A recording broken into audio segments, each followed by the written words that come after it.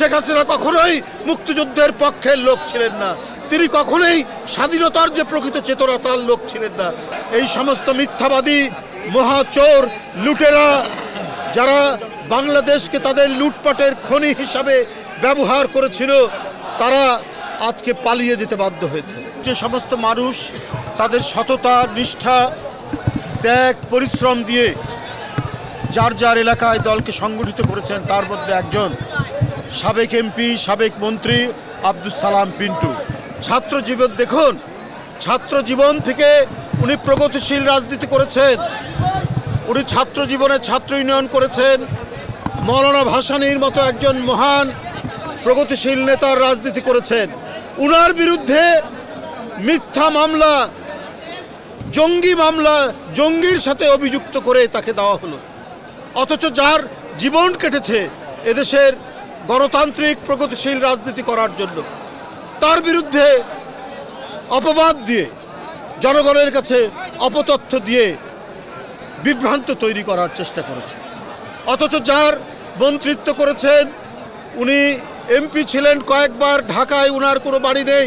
এমনকি টাঙ্গাইল শহরে দীর্ঘ 40-45 বছর, 50 বছর তিনি ওকালতি করেছেন, সেখানেও তার কোনো বাড়ি নেই। জিয়াউর রহমানের আদর্শ, বেগম জিয়ার আদর্শ, তারেক রহমানের যে আদর্শ, যে একজন রাজনীতিবিদকে তার ত্যাগ, তার সততা দিয়ে দলকে প্রতিষ্ঠিত করতে হবে, সেটারই প্রতিনিধিত্ব করেন আব্দুস সালাম পিন্টু।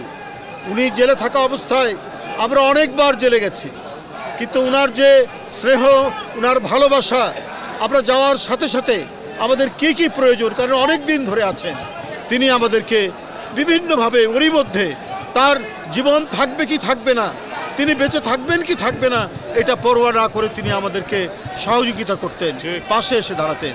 আল্লাহ নিশ্চয়ই একজন মহান আল্লাহ রয়েছেন। এই সমস্ত মিথ্যাবাদী মহাচোর লুটেরা যারা বাংলাদেশকে তাদের লুটপাটের খনি হিসাবে ব্যবহার করেছিল, তারা আজকে পালিয়ে যেতে বাধ্য হয়েছে।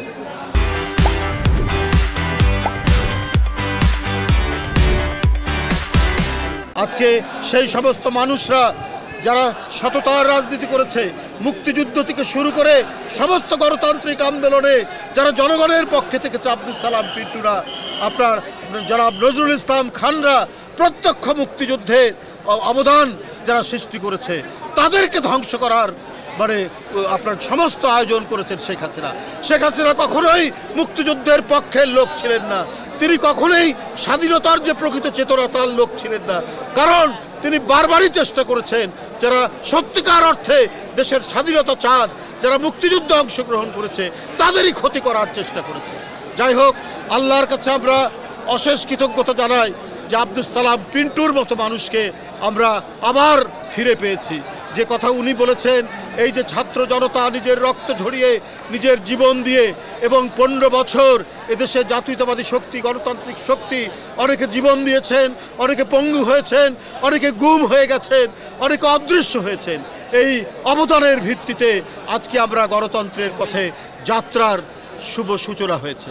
আজকে সেই ভয়ঙ্কর ফ্যাসিস্ট খুনি যে বাংলাদেশের প্রত্যেকটি রাস্তা, গলিপথ, মেঠোপথকে রক্তাক্ত করেছে শুধুমাত্র নিজেকে ক্ষমতায় থাকার জন্য, তিনি আজকে পালিয়ে গেছেন। তার যারা গুণ কীর্তন করেন দেশের ভিতরে, দেশের বাইরে, একটা জিনিস আমাদের মনে রাখতে হবে, তারা বাংলাদেশের স্বাধীনতায় বিশ্বাস করে না।